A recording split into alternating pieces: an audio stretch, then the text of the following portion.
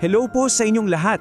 Para sa marami sa ating mga lolo at lola at baka pati na rin sa ilan sa atin, pamilyar siguro yung eksena tuwing umaga, yung sakit at paninigas ng mga kasukasuan na parang bumabati kasabay ng pagsikat ng araw. Yan po ang arthritis. Pero ngayon, samahan natin si Lolo Ben sa kanyang journey para malaman na sa kabila ng sakit, may pag-asa pa pala. Oh, ayan. Familiar ba sa inyo ang eksenang to? Yung parang simpleng pagtayo lang mula sa kama, parang isang malaking challenge na? Kung oo ang sagot nyo o kung may kakilala kayong ganito ang nararanasan, para sa inyo tong pag-uusapan natin. Tara, alamin natin kung paano ba natin matutulungan ang ating mga mahal sa buhay na gumaan-gaan ang pakiramdam. So ano nga ba talaga ang arthritis?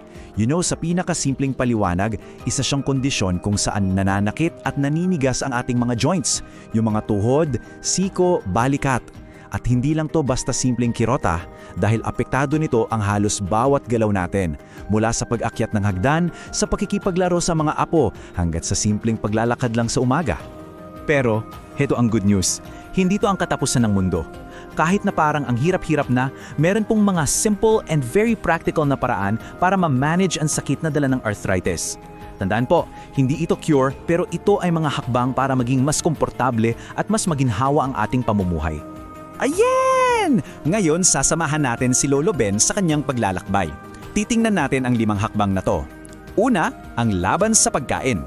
Pangalawa, yung tamang paggalaw. Pangatlo, bawas timbang. Pang-apat, yung therapy na pwede sa bahay. At pang-5, ang kanyang bagong simula. So ready na ba kayo? Tara! Okay, simulan natin sa unang hakbang. Alam nyo ba na ang laban kontra arthritis ay nagsisimula sa ating kusina? Yes, sa ating mga kinakain. Tama po yung narinig nyo. May mga pagkain kasing pwedeng makatulong at meron ding pwedeng makasama. Lalo na.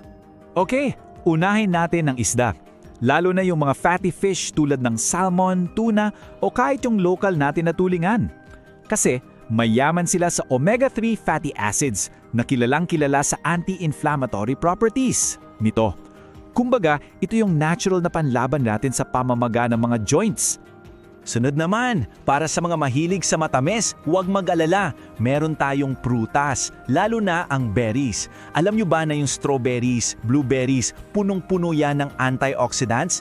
Sila yung parang mga sundalo ng katawan natin na lumalaban sa anumang pamamaga.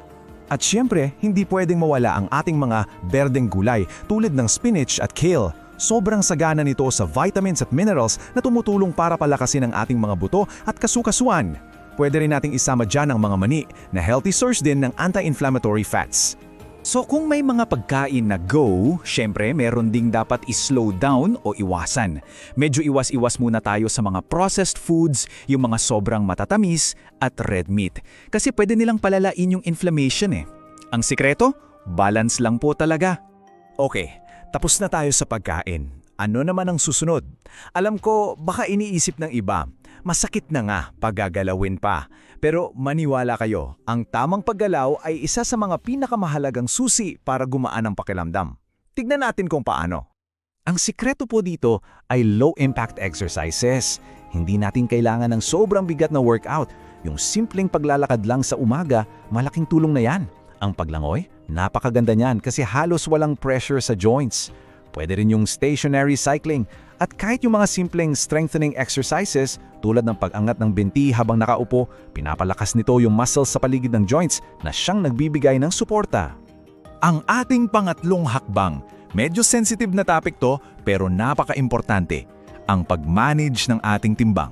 Alam ko pong hindi ito madali pero ang bawat kilo na nababawas natin ay mayroong napakalaking epekto sa sakit na nararamdaman. Para magka-idea kayo, isipin nyo to, sa bawat 1 librang dagdag sa inyong timbang, ang pressure o bigat na dinadala ng tuhod nyo ay tumataas ng 4 na beses.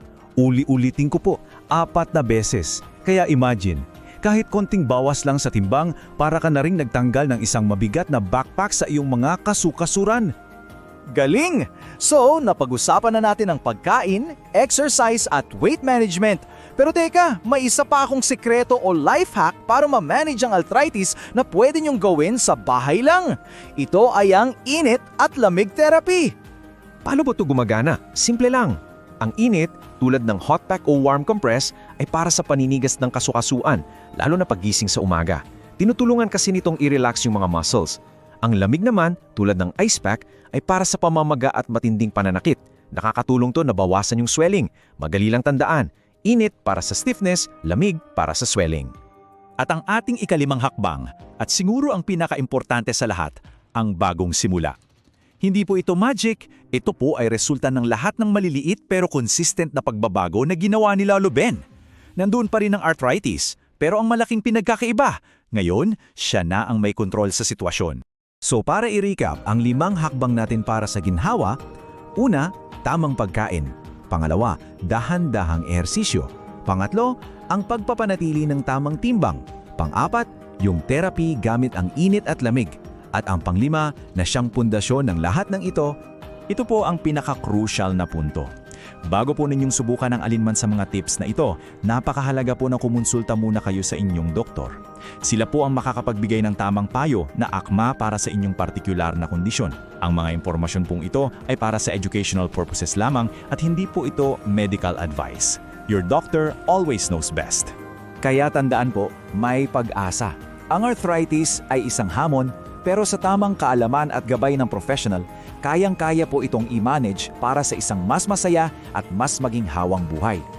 Thank you for watching Carl Breza. Don't forget to like, share, and subscribe for more practical health tips. Stay informed and stay healthy.